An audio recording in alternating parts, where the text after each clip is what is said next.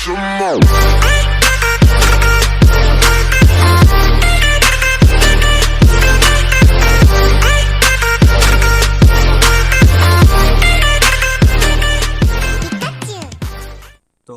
guys, welcome to my another new video। তো আজকের video মূলত ক্যানভা দিয়ে।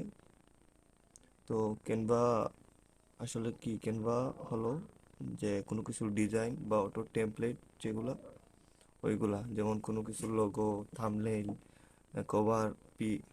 কভার এরকম ডিজাইন করতে কাজে লাগে। ক্রিয়েট ডিজাইনে ক্লিক করার পর এই যে এখানে YouTube thumbnail, Facebook cover photo. তো ধরো আমরা একটা ইউটিউব থাম্বনেইল বানাবো। তো ইউটিউব থাম্বনেইলে ক্লিক করার পর তো একটু লোডিং নেবে, কারণ আমার নেট একটু স্লো। তো এখানে এসে টেমপ্লেট আছে। টেমপ্লেট মানে যেগুলো ডিরেক্ট, এই যে টেমপ্লেট, ধরো আমি একটা ফুডের ক্রিয়েট করবো, ফুডের। তো যদি ফুডের করি মানে খাবারের, তাহলে এখানে সার্চ দিব। তো এখানে ফুড আছে, ফুড সার্চ দিব। তো টেমপ্লেট দিয়ে ডাইরেক্ট নিলে ধরো এটা সিলেক্ট করলাম আমি। তো এইটা নামও এডিট করা যাবে, অল এডিট করা যাবে। চাইলে পুরোটা ক্লিয়ার করে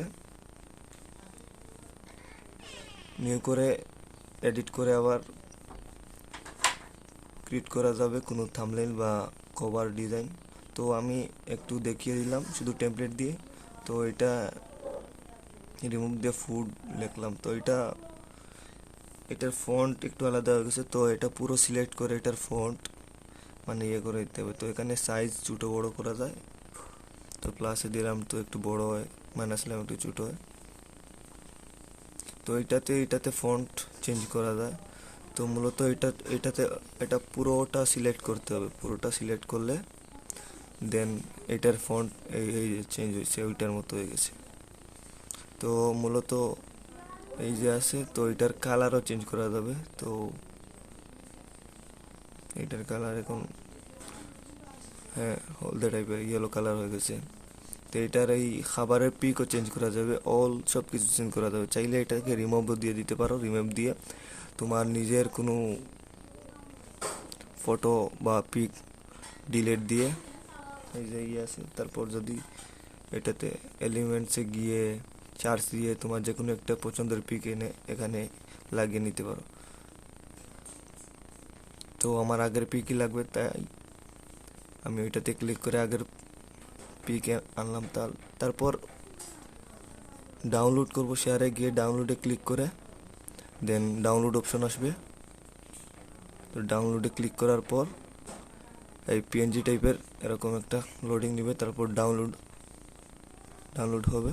দেন নিচে এখানে এই দেখো হাউ টু কুক পিএনজি, এটাতে করবো। তারপর শো হলে ক্লিক করলে এই ফোল্ডার